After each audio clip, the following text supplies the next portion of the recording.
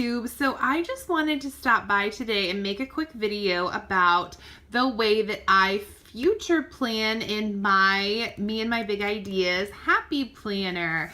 I have the beautiful watercolor print Mambi Happy Planner, and I wanted to just take you guys along and show you a couple of things that I did in my initial setup to kind of help me out. So the first thing that I want to talk about is birthdays.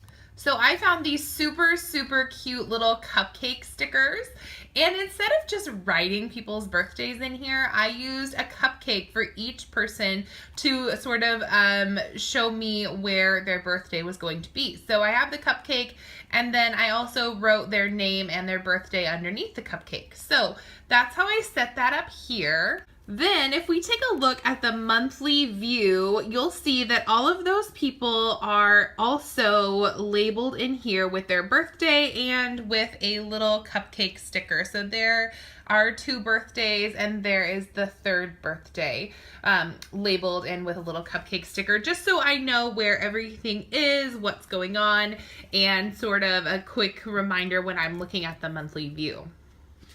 So this is the week before the 2 birthdays that were listed on the 21st.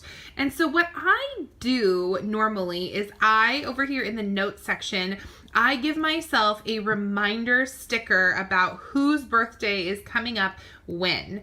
The reason why I did this is because the week before is the time when you're out shopping for a gift or getting a card or those sort of things. And so this gives me enough lead time to remember birthdays and to remember to get things in the mail that I need to.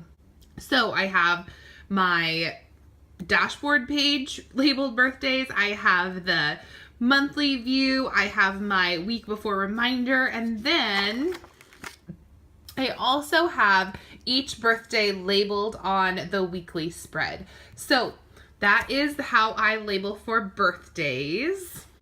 Then I quickly wanted to take you guys over to October. So a lot of people have questions about what to write down on sort of their monthly view pages. And what I do is I use this page for all of my future planning. So I know that I like to decorate my weekly spread. So when something comes up, I will write it and make sure that it makes its way onto here, but I will not write anything on my weekly spread until it is either the night before that week or the day of that week, depending on where my schedule is at, really. So you can see that I have some things written down on my calendar. I have some dates happening, those sort of things. But when you flip over to where those things would be in the weekly spread, they simply aren't there. There is another little birthday reminder there though, because I will have a birthday the following week. And so that is something that I do to future plan. So I use the monthly spread as sort of my placeholder and where I can put things without worrying that I'm gonna, mess up my planner, because I do like to keep things looking beautiful. So that is another thing that I do with future planning. All right, so something I have also kind of gone ahead and done is on the dashboard pages, I went ahead and covered up all of the previous months with stickers. And you might be wondering why I went ahead and did that, but June wasn't even listed in this planner, and I just sort of feel like that month is already gone. It's already done.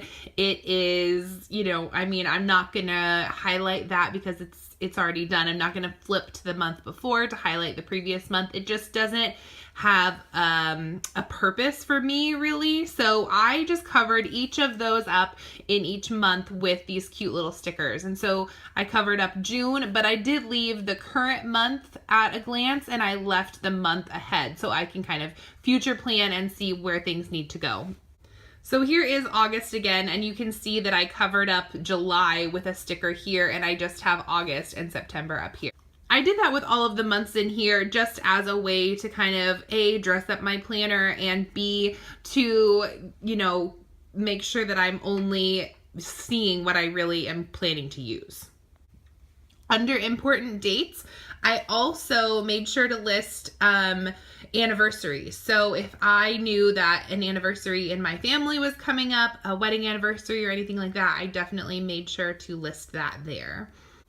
So something else that I did as far as future planning is I went through and I mapped out my daughter's entire 2016-2017 school calendar, and I placed those things on the monthly view. So her no school days, when she has late opening, no school, I put all of those things on the monthly view, and as we come up to each week, I will transfer those into the weekly view as well. Something else that I typically do for future planning, but I haven't gotten a chance to, is I use these cute little bugs, and I use these to mark my lady days. But as many of you know, if you check out my other videos, I am a breastfeeding mom, and that means I don't have any lady days right now. So I mark these as the start of my monthly cycle. It's just kind of a discreet way, well, maybe not so discreet anymore since I'm telling everyone, a discreet way for me to mark those. And if people are checking out my planner, I mean, they have no idea that that's what that is designating. All right, guys, so those are the things that I do to future plan in my Me and My Big Ideas Happy Planner. So if you have any questions or would like to see any other things that I do in my planner, feel free to leave those in the comments below.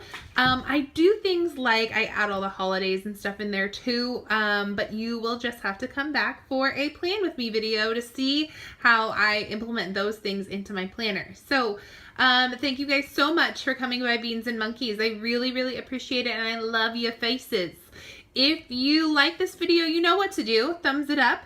If you want to see more Plan With Me videos or any other type of videos that I do, make sure that you hit that red subscribe button below. I would love to have you with us. All right, and by the way, have fun today.